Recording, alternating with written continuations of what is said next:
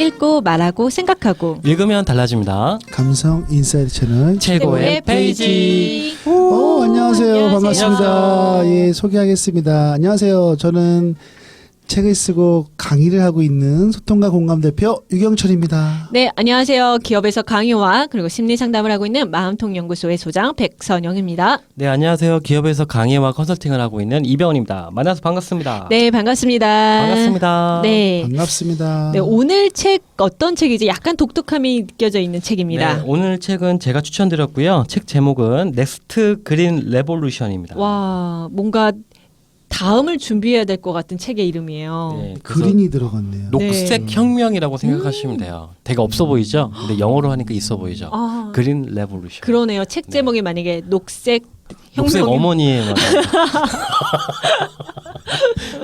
넥스트 그린 레볼루션입니다. 네. 이 책은 제가 선정을 했고요. 네, 어떤 책이에요? 우선 저자부터 소개하면서 설명을 좀 이어갈게요. 네. 이 책은 조원경 님이 저자이고요. 이분은 그 대한민국 산업 메카 울산의 경제 부시장님이세요. 오. 그래서 울산에 되게 어떻게 보면 우리나라 대표하는 그런 제조업들이 엄청 많잖아요. 그렇죠. 현대 미포조선도 있고 중공업도 있고요. 다 울산에서 한번 강의 한 그렇죠. 번씩 다 해보셨잖아요. 네.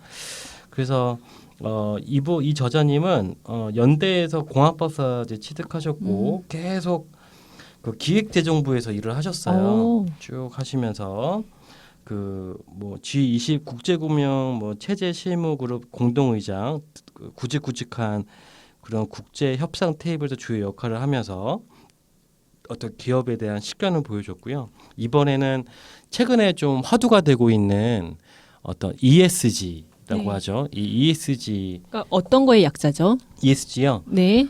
Environmental, Social and Governance의 오. 약자입니다. 그래서 이게 기업의 비재무적 요소인 거거든요. 그러니까 보통 요즘에 기업들이 이제 투자를 받잖아요, 그죠? 네. 투자를 받을 때 일반 투자자들이 이제 투자를 할 때 고려해야 되는 항목 중에 요즘에 많이 떠오르고 있는 기준이 바로 ESG입니다. 그래서 사회 책임 투자라고도 하죠. 그래서 사회적 윤리적 가치를 반영하는 기업에게 또 투자를 해야 되고 네. 그런 이제 환경 속에서 좀 주목받고 있는 그 개념이 ESG죠. 요즘에 그 미국의 그 바이든 정부가 이제 네. 오면서 예전 트럼프 때는 사실 그 뭐죠?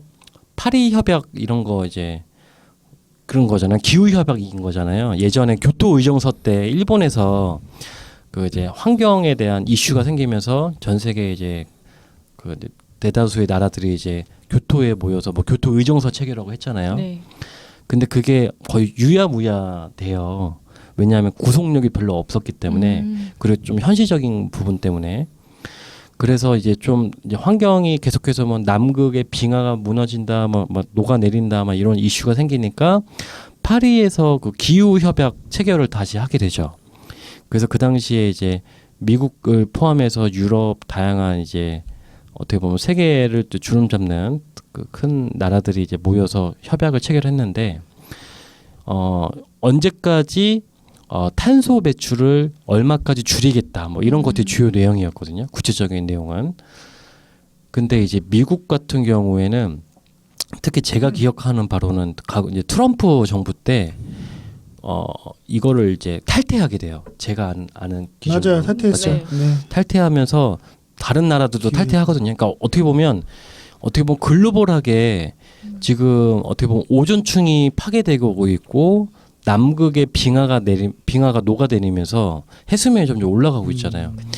전체의 어떤 문제인데 어떻게 보면 글로벌적으로 각 나라마다 이기주의가 있으면서 이제 우리 산업은 우리가 지켜야 된다는 생각 때문에 돈을 더 벌어야 되잖아요. 그렇죠. 그런 이기주의 때문에 지금까지 왔는데 이제 트럼프에서 바이든 그 정부로 이제 정권으로 바뀌게 되면서 다시 이제 환경에 대한 이슈를 가져오게 되니까 결국에 전 세계적으로 이제 이런 변화를 적극적으로 좀 대응해야겠다. 약간 그런 변화 속에 있는 것 같아요.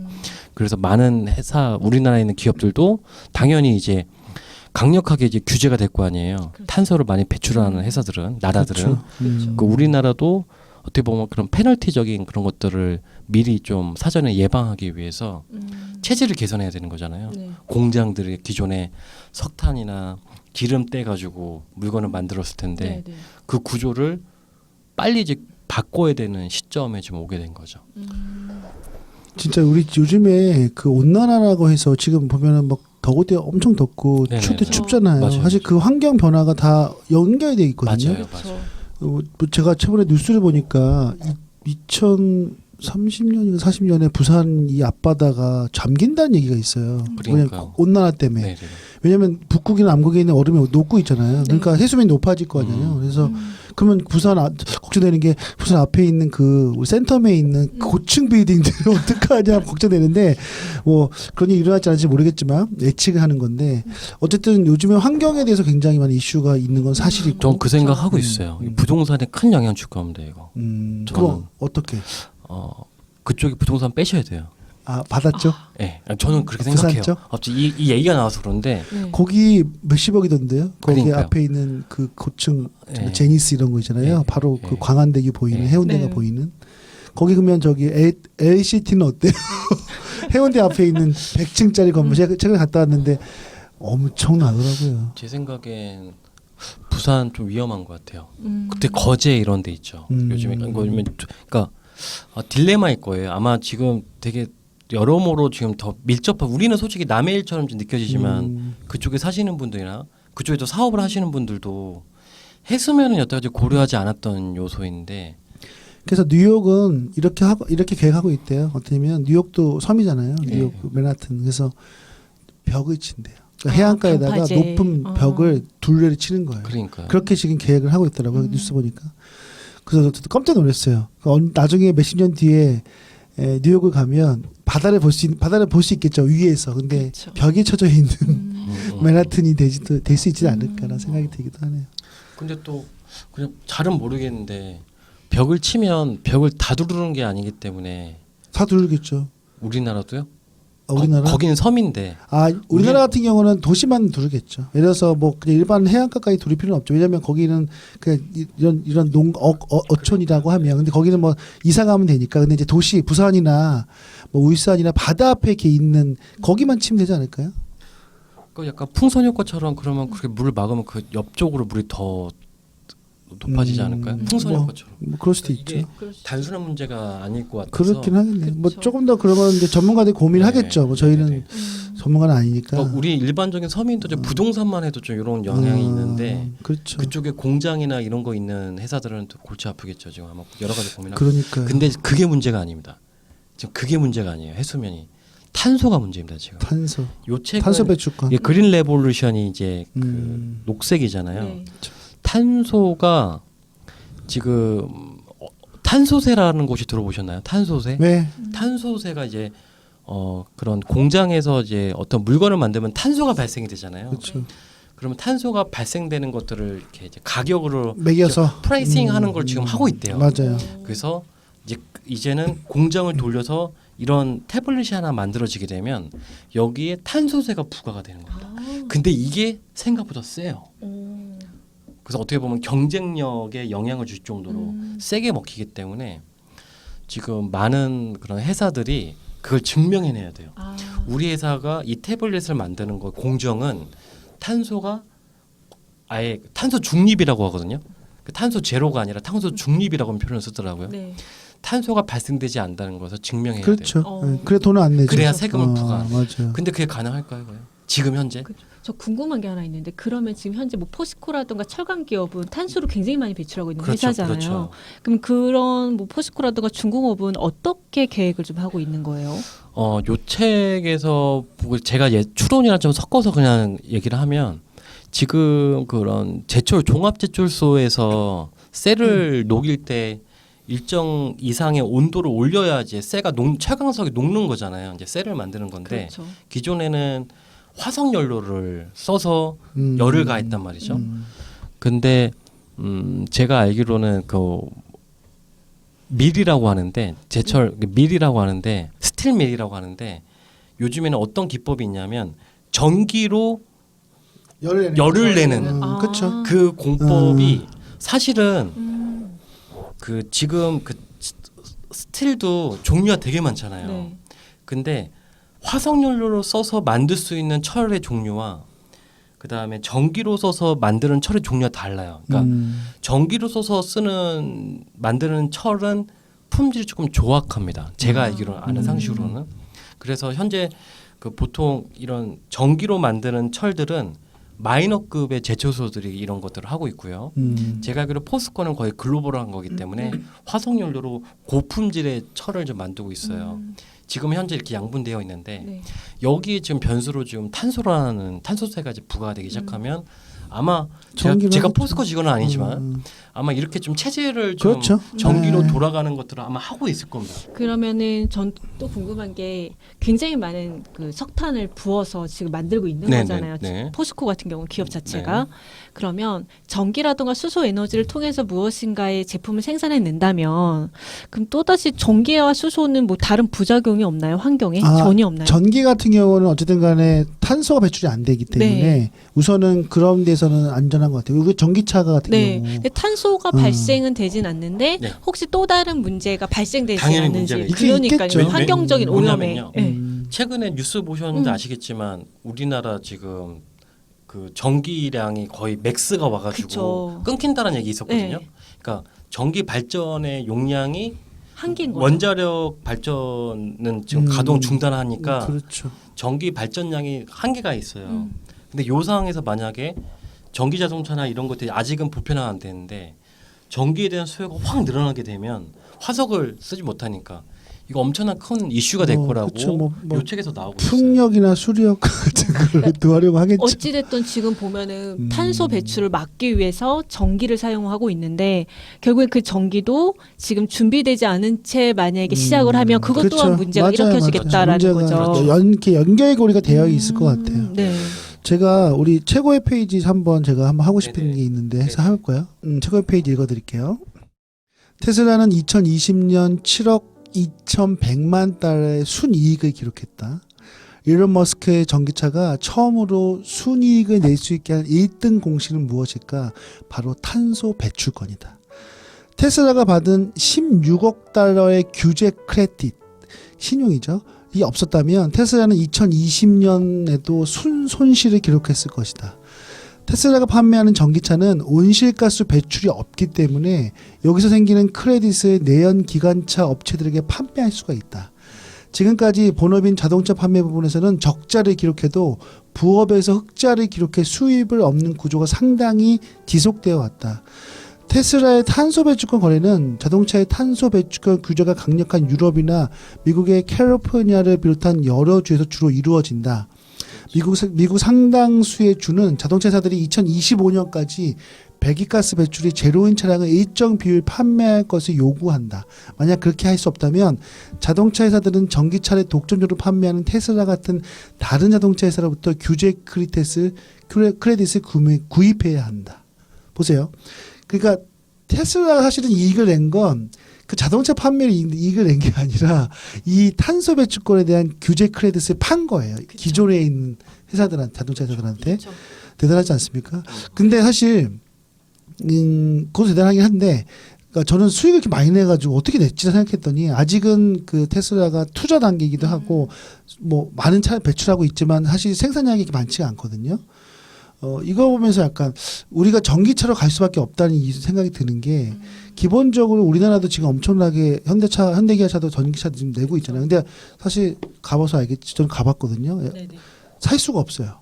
왜? 차가 안 나와서. 네, 그러니까 그렇게 인기가 많아. 그러니까 예약을 해도 내년에 나올 것 같아요. 내년 10월이라고 아이오닉 5 맞아요. 내년 10월이라고 네. 하더라고요. 그러니까 그게 물론 여러 가지 이유가 있어요. 단순히 차를 많이 못 만드는 것보다는 뭐 많이 설비 투자 안 한 것도 있긴 하겠지만 아니야 이것도 한계성이 있어요. 요 책에 나오는데 네. 어떤 내용이 나오냐면 전기차의 생명은 전기 배터리잖아요. 그쵸. 그렇죠. 전기 배터리인데 지금 현재까지 기술로는 제가 기억으로는 리튬 배터리로 저는 알고 있는데 이 리튬이라는 게 탄소예요? 리튬이라는 이 원료가 생각보다 현재 수요량이 많지는 않기 때문에 지금의 가격을 유지하고 있는데 한정돼 있다는 얘기죠.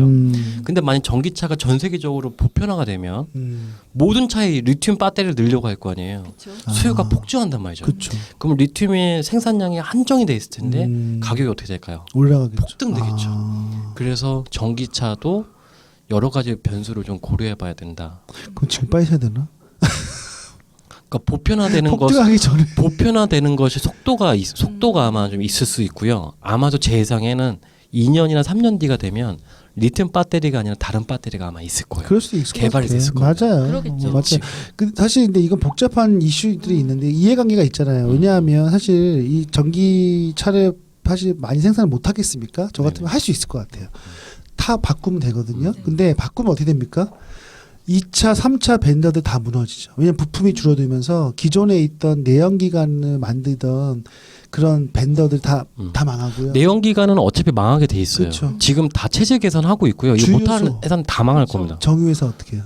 주유소도 망하죠. 주유소도 마찬가지예요. 그러니까 이제 정유회사. 그래서 뭐, 네. 뭐 이것도 뭐 팩트인지 모르겠는데 듣기로는 그런 데서 다 압력이 들어오기 때문에 사실은 생산을 많이 할 수 없다는 얘기도 있더라고요. 그러면 그쵸? 저 궁금한 게 지금 전기차만 계속 말씀을 하고 네. 계시는 거잖아요. 수소차는 또 어때요? 수소차도 지금 수소는 가장 다루기 힘든 원료 중에 하나인데 왜냐하면 수소는 모든 그 원료 중에 가장 가벼운 성질의 그렇죠. 그거잖아요. 그래서 수소는 제일 중요한 게 뭐냐면 수소를 만들어내는 것도 어려운데, 그러니까 수소를 만들어내려면 전기 자극이나 여러 가지를 써서 기존의 H가 수소잖아요. 네. 그러니까 물을 분해해가지고 수소를 만들어내야 되는 것들이 요즘에 가장 대다수인데 중요한 건 전기로 분해해서 수소를 모은다 하더라도 워낙 가볍기 때문에 컨트롤하기가 너무 어렵고요. 그래서 그걸 포집이라고 하거든요. 수소를 포집한다고 하는데 수소를 그 물에서 분리하는 기술도 지금 아직 개발이 정확히 안 돼 있고 어떻게든 뽑아냈다 하더라도 그 수소를 모아야 되잖아요. 뽑아냈으니까 그걸 모으는 것이 포집 기술도 아직도 개발 단계. 그러면 현대차에서 수소차 만든다는 게 사실은 요즘에 쭉 들어갔잖아요. 예, 예. 아마도 그런 어려움 때문에 그렇지 않을까 싶기도 하고. 수소는 현대차보다 이미 그 유럽과 일본 쪽에서 엄청나게 많은 기술이 진보가 돼 있는 걸로 책에 나와 있어요. 차가 근데 많이 안 나오잖아요. 네? 차가 많이 안 나오죠. 근데 차가 안 나온 건 중요한 게 아니라 수소를 어떻게 분리시키고 포집하느냐 이 기술 핵심 기술들을 이미 일본이나 유럽 쪽에서 다 갖고 있다는 얘기죠. 엄청나게 좀 올라가 있대요. 그 수차도 나온다는 얘기예요? 수소차도 결국엔 나올 것 같아요. 지금 보면은 여기서는 한 번 거리를 갈 때 한 번 충전하면 수소차가 더 많이 간다라고 되어 있네요. 또 예, 그렇죠. 거리감도. 예. 근데 중요한 건 수소를 쓰면 활용 가치가 있는데 문제는 뭐냐면 수소를 뽑아내는 게 어렵다는 거예요. 근데 그 뽑아내는 핵심 기술만 딱 발전이 되면 그렇죠. 연구가 되면 만약에 그 기술을 전기차가 누가 더 개발하게 폭발이라는 되면 대박이 나는 거예요. 그렇겠죠. 그 대박도 나고 더 폭발적이라는 거네요. 그렇죠. 전기차보다는. 그렇죠. 그렇죠. 아마도 수소차가 대안이 될 거예요. 전기차는 지금 우리 전기차 아직 시작도 안 됐는데 지난주에 뉴스 나왔잖아요. 저기 비상사태라고 전력량 지금 한국전력이랑 난리가 났었잖아요. 지금 이미 여름이라 그렇긴 하겠죠. 맥스죠. 에어컨 좀 여름이 지나면 괜찮을 건데 예, 어쨌든 그거에 먼저 좀 대안을 만들어야겠네요. 근데 전기, 매년 생산. 여름 우리는 더 더워질 테니까 맥스에 더 치고 올라가겠죠. 그렇죠. 근데 그런 것- 거기에 전기자동차 충전소가 들어온다? 음, 이거는 지금으로서는 거의 아비규환이 될 수 있습니다. 그러니까 그렇죠. 뭐 여러 가지 그런 것들 고려해서 사실은 다 해야겠네요. 또 그런 것도 시간이 지나면 더 발전이 되겠죠. 지금 생각하는 그렇죠. 것보다 진보할 거니까요. 그렇죠. 그렇죠. 근데 긍정적으로 보면 그렇습니다. 그렇죠. 네. 긍정적으로 보면 근데 그렇습니다. 비관적으로 보면 근데 제 생각에는 그 책에도 잠깐 나오는데 어디서 봤는데 그 많은 기후학자들이 예상했던 것보다 온난화의 진행 속도가 너무 가속되고 있어서 내년에 또 다른 모습. 그러니까 지금 벌써 홍수 때문에 수많은 사람이 죽잖아요. 그렇죠. 근데 이 임팩트가 한 3배 정도 세지면 나라의 근간이 흔들리기 시작하면 그러면 아마 온난화나 이런 그린 레볼루션에 대한 이슈가 되게 빨라질 겁니다. 정치적으로. 그래서 ESG가 요즘에 뭐 뜨는 어떤 주제인 것 같긴 해요. ESG는 필수죠. 음. 왜냐하면 이미 지금 미국과 이런 많은 정부에서 이제 법적으로 로로 이제 텍스를 물린다는 얘기잖아요. 탄소세. 그러면 아무리 물건 잘 만들어봤자 탄소세를 이빠이 때려 맞으면 가격 경쟁력에서 밀릴 수밖에 없는데 그렇죠. 모든 회사는 생존하기 위해서 ESG를 좀 적용해야 됩니다 지금. 알겠습니다. 네, 알겠습니다. 우리 좀 정리 좀 할까요? 네, 이제 시간 되고 해서 네. 네. 뭐 오자평과 추천 의사로 마무리를 네, 할까요? 네. 네네네. 예, ESG 최고. 실제로 제가 최근에 뭐 제가 이 부분에서 잘 모르긴 하지만 많은 이제 또 우리 강의 업계에 있는 분들도 이 강의들을 하더라고요. 네. 이게 아마도 여러 가지 공공기관 이런 데서 굉장히 많은 그 니즈가 있는 것 같아요. 그래서 그런 관심들을 봐서 이게 어떤 분야인지 궁금했는데 사실 이걸 보면서 이게 되게 중요하구나. 특히 우리가 탄소 배출권이라는 거 옛날부터 많이 뭐 파리 조약부터 네. 나와서 듣고는 있었는데 사실 관심이 없었거든요. 그렇잖아요. 그런데 이게 이제 어떻게 보면 뭐 개인의 관심을 떠나서 국가적인 어떤 기업에도 또 우리 모든 세계에도 글로벌에서 중요한 이슈인 것들을 알게 돼서 뭐 ESG에 좀 관심을 갖고 또 그거에 대해서 좀 더 우리도 뭔가 생각을 해봐야 되지 않을까라는 생각이 들었습니다. 코앞에 왔다. 네. 위기가. 네. 네. 그래서 되게 좀 민첩하게 대응해야 되는 아직 솔직히 말해서 우리도 솔직히 요 책 제가 골랐다고 되게 뭐라 하셨잖아요 저한테. 무슨 이런 책을 누가 하시는 그랬어요? 누가 그랬어요? 그런 적이 없는데. 그런 적이 없어요. 그 정도로 아직 일반인들은 피부에 와닿지 않은 거죠. 그렇죠. 그렇죠. 네, 근데 이미 코앞에 왔습니다. 맞아요. 네. 중요합니다. 그래서 우리 교육업계에 있는 사람들도 딱 나의 어떤 일은 아니겠지만 관심을 가져야 되는 이슈로 알겠습니다. 생각이 되네요. 저 오자톡으로 관심을 갖자라고 하려고 했는데 벌써 네. 앞서서 말했네요. 네. 네. 그러면 다시 할게요. 네. 주식을 사자. 주식? 네. 어떤 주식? ESG 관련된 주식. 괜찮네요. 제가 어저께 ESG 관련된 회사에서 강의를 하고 왔거든요. 아 거기가 거기 잘 나가죠 거기. 네네. 그거 봐요. 그 돈방석일 거예요. 거기 아마. 포항하고 함께 합병을 하고 있는 회사인데 그죠. 굉장히 잘 나가는 그러니까 이거를 예상하고 기술을 신기술 개발하는 회사들은 대박이 날 대박이 거예요. 난 거죠. 탄소를 또는 수소를. 거기는 전기 배터리를 만드는 그리고 회사거든요. 아마 정부 차원에서 지원도 받을 거예요. 네. 이게 정부 차원이거든요, 이거는. 네. 좋습니다. 네, 좋습니다. 네, 네. 그럼 오늘 여기까지 할까요? 네, 오늘도 네. 넥스트 그린 레볼루션이라는 또 새로운 분야에 대해서 관심을 갖게 되었네요. 네. 네, 함께 해주셔서 너무 감사드리고요. 읽고 말하고 생각하고 읽으면 달라집니다. 감성 인사이트 채널 최고의 페이지. 다음에 감사합니다. 뵙겠습니다. 감사합니다. 감사합니다. 네.